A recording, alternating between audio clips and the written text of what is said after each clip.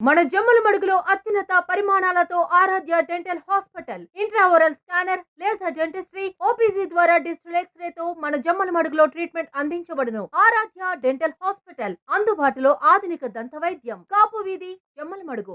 కంచుకోటలో పూర్వ వైభవం కోసం కొత్త ఎత్తుగడలు సిద్ధం చేస్తున్న వైసీపీ సీనియర్ నేతను రంగంలోకి దింపిన ఫ్యాన్ పార్టీ పక్కా ప్రణాళికలతో ఆ మాజీ మంత్రి కూడా రెడీ అయ్యారా? ఫ్యాక్షన్ నేతతోనే ఢీకొట్టాలని వ్యూహంతోనే వైసీపీ ముందుకెళ్తుందా? అందుకే ఆ మాజీ మంత్రికి నియోజకవర్గ పగ్గాలిచ్చారా? సీన్లోకి వెళ్తే కడప జిల్లా జమ్మలమడుగు నియోజకవర్గం అంటే మనకు మొదట గుర్తుకొచ్చేది బాంబులు. అది మొన్నటి వరకు. నేడు అభివృద్ధి రంగంలో దూసుకుపోతున్న నియోజకవర్గం. 2004 నుంచి ఈ నియోజకవర్గం వైఎస్ఆర్ కుటుంబానికి కంచుకోట. కానీ 2024 ఎన్నికల్లో ఫ్యాన్ పార్టీ తిరగబడింది. ఈ ఎన్నికల్లో కాషాయ జెండా ఎగరేశారు ఆదినారాయణ రెడ్డి.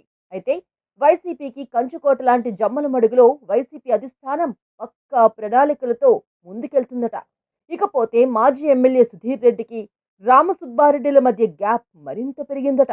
వైసీపీ అధినేత వీరిద్దరి మధ్య ఎన్నిసార్లు సయోధ్య కుదిర్చినా వీరి మధ్య బాండింగ్ కుదరలేదంట.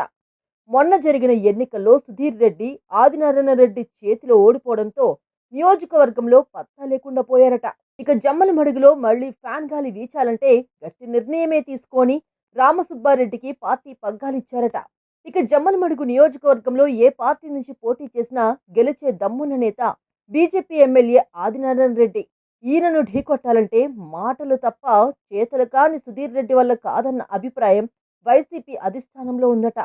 ముళ్ళును ముళ్ళుతోనే తీయాలన్న సామెత మాదిరి ఫ్యాక్షన్ నేతతోనే ఢీకొట్టాలనే వ్యూహంతో ఎమ్మెల్సీ రామసుబ్బారెడ్డిని జమ్మలమడుగు బరిలోకి దింపిందన్న టాక్ వినపడుతోంది. ఆదినారాయణ రెడ్డికి చెక్ పెట్టాలంటే రామసుబ్బారెడ్డి వలన మాత్రమే సాధ్యమవుతుందని వైసీపీ భావిస్తుందట. ఎందుకంటే గత ఎన్నికలలో రామసుబ్బారెడ్డి ఆదినారాయణ రెడ్డిపై తక్కువ మెజారిటీతో ఓడిపోవడానికి వైఎస్ఆర్ ఫ్యామిలీ ఓటు బ్యాంకు కారణమని వైసీపీ శ్రేణులు చెబుతున్నారు. దీంతో కొద్ది నెలల క్రితం రామసుబ్బారెడ్డికి పూర్తి బాధ్యతలు ఇచ్చారట వైసీపీ అధినేత. అప్పటి నుంచి రామసుబ్బారెడ్డి నియోజకవర్గంలో ఫుల్ యాక్టివ్గా ఉన్నారట. జమ్మలమడుగులో ఆదినారాయణ రెడ్డికి ధీటుగా రాజకీయం చేసే కసి రామసుబ్బారెడ్డిలో కనిపిస్తుందట. అందుకు తగ్గట్టుగానే రామసుబ్బారెడ్డి కూడా నియోజకవర్గంలో ఫ్యాన్ పార్టీని బలోపేతం దిశగా అడుగులు వేస్తున్నారట. మరోవైపు నియోజకవర్గ పరిధిలోని వర్గాలను ఒకే తాటిపైకి తీసుకొస్తున్నారట. 2029 ఎన్నికల గెలుపు లక్ష్యంగానే రామసుబ్బారెడ్డి అడుగులు వేస్తున్నారట. కంచుకోటలో మళ్లీ పట్టు కోసం వైసీపీ అధిష్టానం రంగం సిద్ధం చేస్తుందట. మరి చూడాలి, జమ్మలమడుగులో వైసీపీకి పూర్వ వైభవం వస్తుందో లేదో కాలమే చెప్పాలి.